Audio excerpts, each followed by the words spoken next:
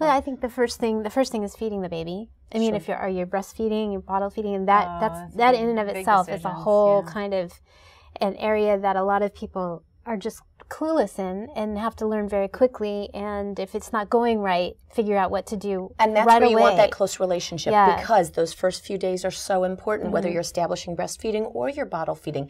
One of the things where I think, parents all talk about pee and poop, but peeing and pooping actually plays into that whole feeding part in that if the systems are working right and the baby's getting enough to drink, then you now have pee and poop to show for it. Yeah. But when you do that, then you also have to get into the practical side of diapering. You have to understand whether or not a baby's constipated.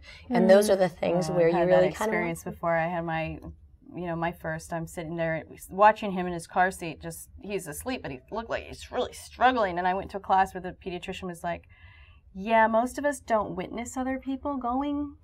A lot of us make those faces, and that's okay. It's not a sign of constipation. It's just they're going. And I was like, oh, what a relief, Right. Constipation throws people because babies can make a whole lot of noise and effort and not be constipated. Right. But it is something to discuss with your pediatrician. The other thing is the colors of poop. They change colors over time. But you're not changing what you feed them, so it's really bizarre. And then, even just the simple act of changing the diaper, where you need to know how often do you change it? Do you have to diaper over the umbilical cord? Or do you? And everybody gets freaked out by the umbilical cord. For anybody who's had kids a while ago, the changes in diapers where you've got the cutout for the umbilical cord so it doesn't rub against it before. Did you? And now you don't have to. I just folded mine down. Yeah, I folded it down too. So those sorts of things are very important to know. And then also keeping tabs on how often they go. Same thing with pee. There are now diapers that have the little strips that show you in the diaper when the diaper's wet, so you know your baby peed, even in those first few days when there's not a lot. The other thing is, I always say there's the fever fear factor, but there's also the rectal thermometer fear factor. So you take a thermometer, and I talk to a parent, and I pick this up, and they show that, and exactly the look on your face. It's scary when you have the regular rectal thermometer that I used on my kids was very long, and you're wondering, at what point am I... does it go in? Yeah, done. And that's where, if you have somebody good, you get your information from a good source, they don't forget to tell you how far it goes in. What position do you put the baby in? Here's the secret I will tell you, though. It usually doesn't bother babies. Yeah, as an adult, the concept bothers adults. Every new parent I've ever said the word rectal thermometer to cringes when I say it. Right. It goes in a very short distance. Some of the newer models help you make sure that it doesn't go in further than it needs to. Like that one. Right, like this one. Yeah. That's great. Okay, but it also...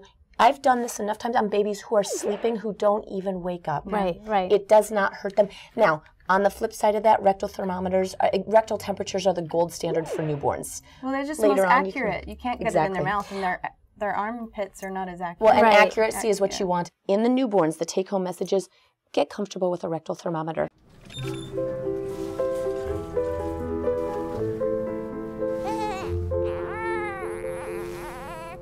A touch can be so calming, but on newborn sensitive skin, it should be as gentle as possible. Now, Pampers Sensitive are the only sensitive diaper and wipe clinically proven mild on some of the most sensitive skin. For a calming touch, now clinically proven mild. Pampers Sensitive. Pampers Gifts to Grow Rewards program recognizes all that you do for your baby by giving you something back. For more information, go to www.pampers.com.